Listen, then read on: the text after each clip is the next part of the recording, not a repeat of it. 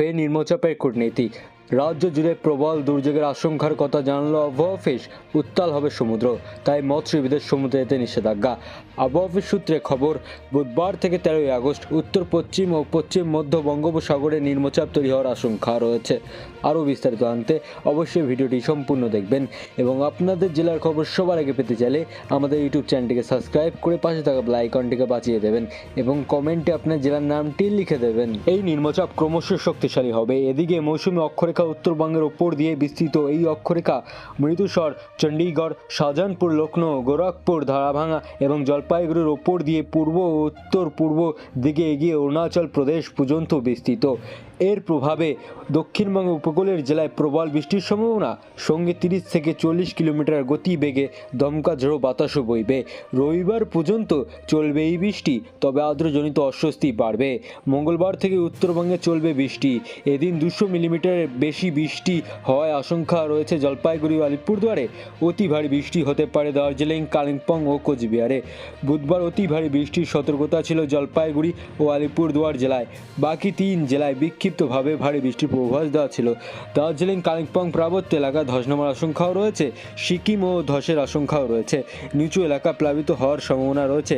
ভারী বৃষ্টির কারণে দৃশ্যমানতা অনেকটাই কমতে পারে। বঙ্গোপসাগরে সৃষ্টি নিম্নচাপের জেরে আবারও ভারী বৃষ্টির কবলে পড়তে চলেছে দক্ষিণবঙ্গ।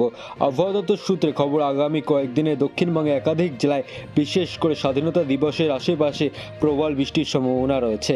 এর পাশাপাশি উত্তরবঙ্গ আগামী সপ্তাহ শুরু পর্যন্ত ভারী বৃষ্টির পূর্বাভাস জারি করা রয়েছে।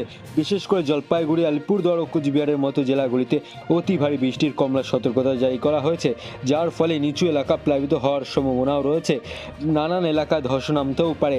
আবহাওয়া দপ্তরের তথ্য অনুযায়ী কলকাতা, হাওড়া, উত্তর ও দক্ষিণ 24 পরগনা, পূর্ব পশ্চিম মেদিনীপুর, ঝাড়গ্রাম, পুরুলিয়া, বাঁকুড়া এবং 2 বর্ধমানের মতো জেলাগুলিতে হলুদ সতর্কতা জারি করা হয়েছে। এই জেলাগুলিতে বজ্রবিদ্যুৎ সহ হালকা থেকে মাঝারি ধরনের বৃষ্টির সঙ্গে 30 থেকে 40 কিমি বেগে ঝোড়ো হাওয়া বইতে পারে। মৎস্যজীবীদের জন্য মঙ্গলবার থেকে সমুদ্রে যেতে নিষেধাজ্ঞা করা হয়েছে। যদিও এই সময় উত্তরবঙ্গে বৃষ্টি ধীরে ধীরে কমবে, তবে তিস্তা, তোরসা ও জলঢাকার মতো প্রধানত নদীর জলস্তর বৃদ্ধির কারণে বন্যার পরিস্থিতি তৈরি হতে পারে। উত্তরবঙ্গের দার্জিলিং, জলপাইগুড়ি, কালিম্পং, আলিপুরদুয়ার ও কোচবিহারে 14 আগস্টের জন্য কমলা সতর্কতা জারি করা হয়েছে। সেখানে 7 থেকে 20 সেন্টিমিটার পর্যন্ত ভারী থেকে অতি ভারী বৃষ্টিপাতের সম্ভাবনা রয়েছে।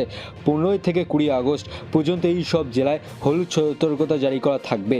উত্তর দিনাজপুর এবং দক্ষিণ দিনাজপুর ও মালদায় 14 আগস্টের জন্য হলুদ সতর্কতা জারি করা হয়েছে।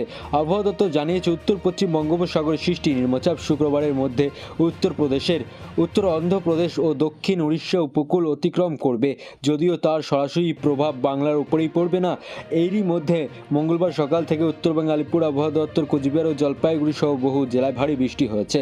গত 24 ঘন্টায় সর্বোচ্চ বৃষ্টি হয়েছে আলিপুরদুয়ারে 210 মিলিমিটার, কোচবিহারে 105 মিলিমিটার, বাগডোগরায় 83 মিলিমিটার, জলপাইগুড়িতে 72 মিলিমিটার ও রায়গঞ্জে 91 মিলিমিটার বৃষ্টি রেকর্ড করা হয়েছে।